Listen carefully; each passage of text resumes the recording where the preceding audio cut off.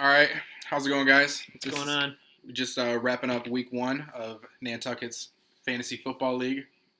Nantuckett's Revenge, to be specific. Nantuckett's Revenge, baby. All right, today we're going to be talking about the preseason. We had 19 trades before anybody played a down of football. I think that's pretty fucking crazy. Definitely not typical. I want to know if that's like a thing. Like, is that the most of any league? It's got to be. It could be. It could be, honestly. I guess we'll never know. Yeah. So we'll just get right into it. 19 preseason trades. Definitely a lot of big moves going on here. We got big trades. I would say the first big trade that happened was between Delaney's Saggy Tits, which is Jad Rehan, and Drinking Fortes, which is Ricky Grodi. Jad traded away Ty Montgomery, Adrian Peterson, and Deshaun Jackson, and he received Tyreek Hill and Duke Johnson. Oh, you know Duke Johnson has to end on the fucking Delaney Saggy Tits every fucking year. I would say that probably the best player involved in that trade is Tyreek Hill, but I'd say Ty Montgomery's a close second. I mean, I'm not too high on Adrian Peterson, Deshaun Jackson, or Duke Johnson, but they're definitely starting players. Actually, to be honest, we were just talking about this 5 minutes ago. I think Tyreek Hill could be a top 5 fantasy wide receiver by the end of the season, as high as number 2. You know, I think Antonio Brown will be number 1. I mean, it's obvious by week 1, but I think Tyreek Hill can be anywhere from 2 to 5. I think he's going to be a top 5 wide receiver. I think it's a hot take. I think there's hot take. There's a lot of wide receivers I'd rather have than Tyreek Hill, but I mean, as you can see by the 75-yard touchdown he scored against the Patriots, he's definitely capable of the big play. And you can use him in so many ways. And this year, he is a true wide receiver. I feel like he's going to get 10 targets a game. And if you get that guy the ball in his hands 15 times a game, he's top 5. If he can break off a big play every game like hot, that, but I mean, yeah, it's definitely possible. But I just I don't know if I'd bank on it. Congratulations, Jad, because I kind of shit on you for that trade a little bit. But I did love Tyreek Hill. I got him in a couple leagues. But yeah, I feel like he can be a top 5 receiver this year. Well, what would you say is the next big trade, Rob? Would you say it was your trade with Derek, sending over Jarvis Landry, Jamison Crowder, and Frank Gore? And in return, and O.J. Howard, and returning Dalvin Cook and Jordy Nelson. Only eventually to not end up with Jordy Nelson. To eventually end up back up with Jamison Crowder, Jarvis Landry. No, that's it, yeah. though. Yeah, I ended up getting Jarvis Landry and Jamison Crowder back. But you kept Dalvin Cook. I kept Dalvin Cook. I got rid of Jordy Nelson for A-Rob and Demaryius Thomas. Yeah, which is kind of a sketchy which also trade. went back to Derek as well. I was thinking I was getting two number 2 wide receivers for a number 1. Oh well, though. Fuck it. I know. Looking back on it now, A-Rob's got a torn ACL. Luckily, I got rid of him, gave him back to Derek, and took... Yeah, Derek, we're sorry for your loss. But yeah, I'm sorry, Derek. Sorry for trading you back your guys and giving my guys back with an addition of Leonard Fournette, who I think is going to be a top 5 running back this year. He looking at his highlights in week 1, he was running motherfuckers over, and that shit was awesome. He's going to be great. Top 5 for sure. I would say the next big trade we had after that was Drake sending over Russell Wilson, Martavis Bryant he sent those 2 to Jad, and Jad sent him over Aaron Rodgers, Adam Thielen, Kenny Golladay, Darren Sproles, and Darren McFadden. So essentially it was a 2-for-5 swap, which definitely Jad's purged all of his depth in order to get the 2 probably best players in the trade. It's arguable, but obviously he doesn't have Russell Wilson anymore, but he held on to Martavis Bryant for the flex play. How do you feel about Martavis Bryant this year? I mean, obviously... Be honest, after that week 1, he dropped a couple balls. He wasn't targeted very often. Obviously, Ben Roethlisberger plays like shit away, and that was at Cleveland. Yeah, I mean, obviously... But it's against Cleveland, and he didn't break anything against cornerback number 2 in Cleveland, and they obviously got rid of Joe Hayden. So who the fuck do they have? I don't know. I don't like Martavis Bryant. I think Martavis Bryant is a very similar player to Tyreek Hill. I mean, he's capable of the big play. He's capable of the big play. But he's not getting that volume. But that's what you're banking on every week starting him. You're banking on the deep touchdown. He is comparable to a Deshaun Jackson. I guess he is comparable to a Ted Ginn. that's fair. A better Ted Ginn, maybe a better Deshaun Jackson. I think that's who I don't like those players on my team. I guess what I meant is Don't that like those. basically when you play a player like Martavis Bryant, you're hoping for the big play. You're hoping for him to break off a 60-yard touchdown. That's never been me. I like 3-down running backs, and I like wide receivers that are going to catch the ball. That's why I always love Jarvis Landry. For Martavis Bryant going forward, though, I think that I think he's definitely got a role in that offense. I mean, you're not gonna, Obviously he's got a role. You're not going to keep him off the better field. games. You're not going to keep him off the field. I know Ben Roethlisberger might His be first game back in like 2 years. Ben Roethlisberger might be a little sore at him for quote unquote letting down the team in his own words. I think Ben Roethlisberger needs to retire. Okay. Let's go to the next. Yeah, trade. we can move on to the next trade. Obviously, we have a little bit of disagreement. I want to talk about how I traded, got my guys back, and in addition, here's the trade right here. So basically, after all the trades that I made like 5 of them. I ended up getting the same exact team. I got Jamison Crowder, Jarvis Landry back, but instead of Marshawn Lynch and instead of Darren McFadden, I gained Dalvin Cook and Leonard Fournette. Both 3-down running backs, both potentially, I think, top 8, top 10. I think Dalvin Cook's around there. I think Leonard Fournette's going to be like top 5. It's easy to say that in hindsight. Going into it, no one really knew what to expect of the rookies. You were on the receiving end of a fortunate result. I think it was very result. cheeky.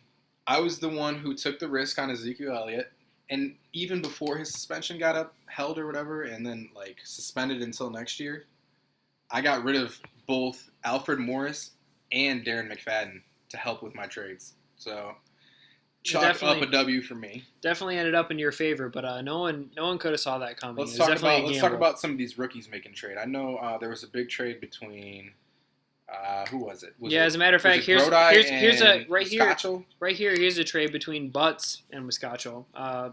Big trade. Trevor sent away Tom Brady, Alshon Jeffrey, and Devontae Parker and Paul Perkins, and in turn he received from Kyle Butts Mike Wallace, Marcus Mariota, Julio Jones, and Mike Gillislee. This was just this last Monday, September 4th. Who do you think won that trade?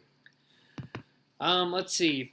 I would say, this is obviously before Mike Gillislee had his big week with... And don't be week 1 recency bias on this one.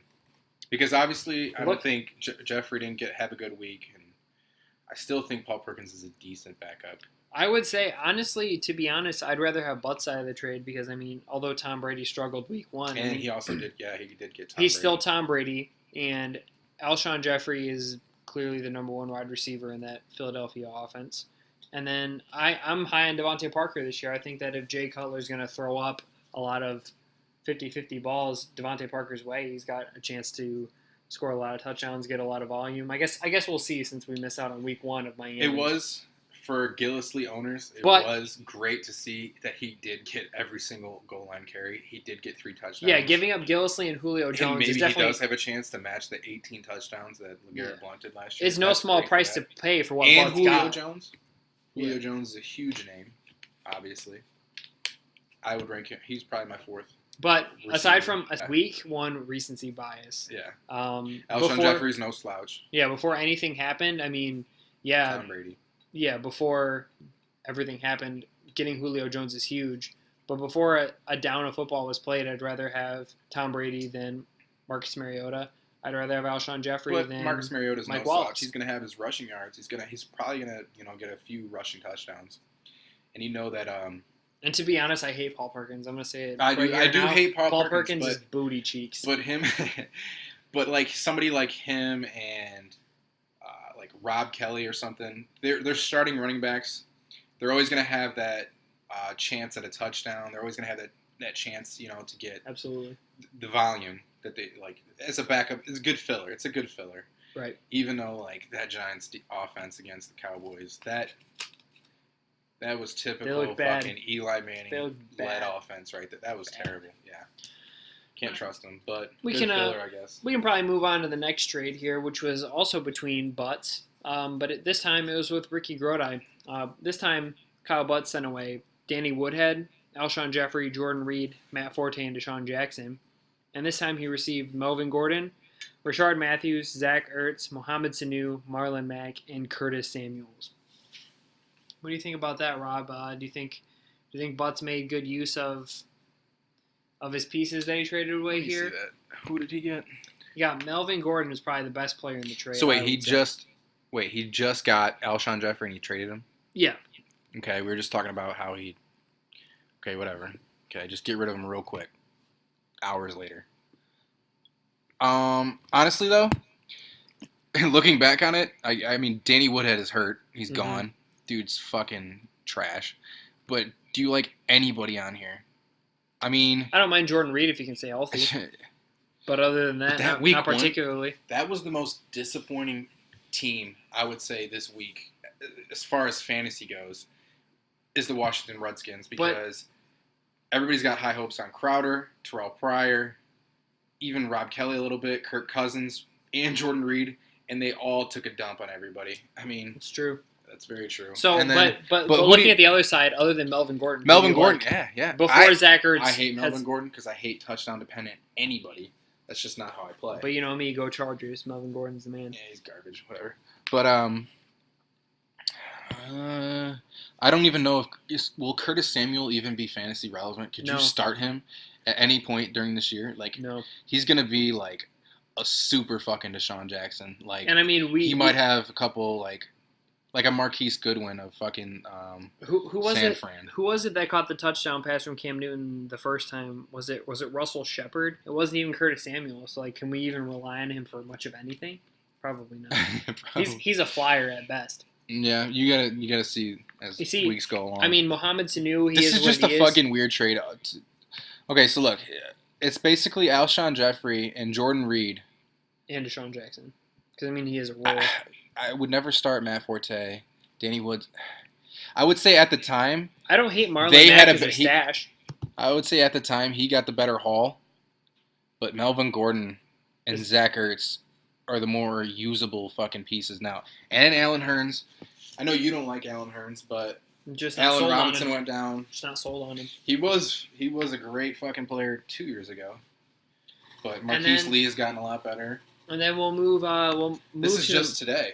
Yeah, we'll move to the most two recent trades that just happened today. This is post week 1. This wasn't before. Right. Yeah. Everything that happened before we discussed was pre week 1, but these next few trades we're going to talk about happened today, like within probably 3 hours of us doing this.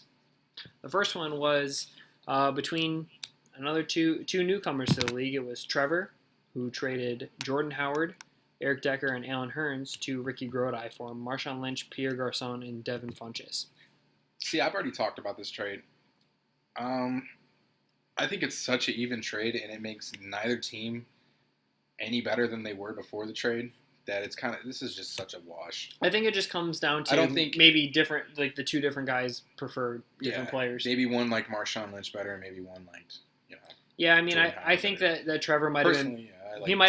He might have panicked a little bit here, thinking that Tariq Cohen might have stolen the job away from Jordan Howard, just trying to offload him. But I think Jordan Howard's a little bit more versatile than Marshawn Lynch. I would. Although I am very, if you're a Marshawn Lynch owner, you've got to be pleased with what you saw. Even though he only put up 8 points. I think that's what it was. It was 17 rushes for 80 yards or something like that. Yeah, I mean he looked good. He looked good. So you know that he's gonna get he's gonna get a few touchdowns. He might break off a few runs. He certainly didn't look like a person who was out of football for a whole entire year. Yeah, I thought that. At least, But I mean, obviously, you'd rather have Jordan Howard. I guess in his case, he might be like, "Oh my God, Jordan Howard might get taken away from Tariq Cohen." Mark my words, Tariq Cohen's gonna get hurt this year. I don't know if you watched that game, but he got slaughtered. He was getting long runs, but he would get cracked at the end of the play. Yeah, Marshawn Lynch ended up with 9 points. He had 7 points rushing. He had 1 reception, and he had at least 10 yards receiving. So, I mean, he had a decent game, 76 yards. But first game back against a pretty good Tennessee team. But despite that, you and I both agree that we'd rather have Jordan Howard. Yeah. I'm pretty high. Jordan Howard still had 20 carries? Yeah, close to. I'm pretty high on Eric Decker. I like Eric Decker a lot. I mean, it's hard to say. I think I like him more than Pierre Garçon. I like Pierre Garçon better. He's the number 1 receiver in San Fran. Mike Shanahan is the coach. Mike Shanahan's the coach. He still had what? He had 8 targets? Look how much he got. I don't think Eric Decker is going to get more than 4 or 5 targets a game. Pierre Garçon went 6 receptions for 81 yards, which is solid. How many? He probably led the team in targets. and that team's going to play behind a lot. You know that, right? I could see him getting 90 catches on the year. 90? Eric Decker might get 50, 60. I'm sold on Eric Decker. I just think the quality of his targets might be better than. While Pierre Garçon might get more quantity, Eric Decker is PPR. Yeah. He's the touchdown guy, and touchdowns are going to get you 6 points. Mm-hmm. So if Marcus Mariota, if he is who he was last season, the most efficient red zone quarterback, I'll agree to disagree. Then you want Eric Decker in this situation. I like Pierre Garçon. Moving on, we basically have who do you like more between Allen Hurns and Devin Funchess? Personally, I like Devin Funchess based on the easy schedule and because I don't believe in Allen Hurns. But Allen Robinson did get hurt, and he moves up to at least number 2, maybe number 1. Or easily is probably number 1. All right, let's move on to the last trade. Then we'll. But that just means they're gonna run the ball more. So right. Leonard Fournette, he's on my team. Right. All right. So the trade that just happened. Yet to be accepted by our league manager, our commissioner. We have Ricky Grody trading Aaron Rodgers, Theo Riddick, and Eric Decker to the Gale Quails, managed by Drake Zagula, who traded away Carlos Hyde, Tyrell Williams, and Donta Foreman. I'm honestly going to say that I would much rather have Drake's side of the trade. Aaron Rodgers is obviously the number 1 quarterback. I know why Drake did this trade. Drake's team... after the blow from David Johnson getting hurt and him just, I don't even know, butchering every single trade that he made, he kind of he's thinking shit, I got to have some kind of advantage. So he's going to take the number 1 quarterback in the league. So he's going to have an advantage at quarterback. He's stacking him with Jordy Nelson, which is a smart play if you ask me. It's a smart play, but you're leaning on the Green Bay Packers, but that's not a bad offense to lean on. Top 5 offense for sure. But he's he can go into every single week knowing that he's got a better quarterback, and he can probably get 25 points from his quarterback every week. So he's got it. That's what he's got. Even though people are always quarterbacks aren't valuable. And you as a Lions fan know what Theo Riddick brings to the table. Oh yeah, I like Theo Riddick better than Carlos Hyde. To be honest, it's PPR. Carlos Hyde, he's gonna have 15 carries, 65 yards, and he might score a touchdown. And that's the only way that he would ever be better than Theo Riddick. But in a PPR league, Theo Riddick has a lot of usage rate. He'll even run the ball as well. And obviously I've said before. Scored, when we get down to the red zone, within the 10-yard line, we like to throw the ball behind the line of scrimmage or in front of 3 yards down the field to Theo Riddick. He scores a lot of touchdowns that way. Might be a lack of confidence in your boy Amir Abdullah, maybe? No, Amir Abdullah's 20 to 20. He'll get all the carries and catches between the 20s. Fair enough. Yep. And he's a home run hitter, so... And I've already said how I feel about Eric Decker. So now let's look at Ricky's side of the trade. Carlos Hyde, he's obviously the guy in San Francisco. I know you hate him. I hate him though. I know you hate him. He's the guy in San Francisco. I don't know what that means to you, but I know their schedule is pretty tough going forward. So he's an RB2 if you ask me. So he's definitely someone you can start, but just don't expect 20 points. An RB2. Yeah. I think in this league, I think he's a flex. I think that's a hot take. You put him at RB2, you're confident that he's an RB2. You're saying that there's 24 running backs that are better than Carlos Hyde. Yeah. I think that's a hot take. Look at how bad the Detroit Lions are at running back. I would take 2 running backs ahead of Carlos Hyde. And there's not 32 teams there's 32 teams in this league, and you're saying 24. But he is the guy in San Francisco. Like I said, he's gonna have 16 carries for 60 yards, and he might have a touchdown. But Rob, you said it yourself. You love 3-down running backs. It's Carlos Hyde. He's not a 3-down. He's not a 3-down. So who's their 3rd-down back then? Exactly. Joe Williams. It's not Joe Williams. He's on the IR.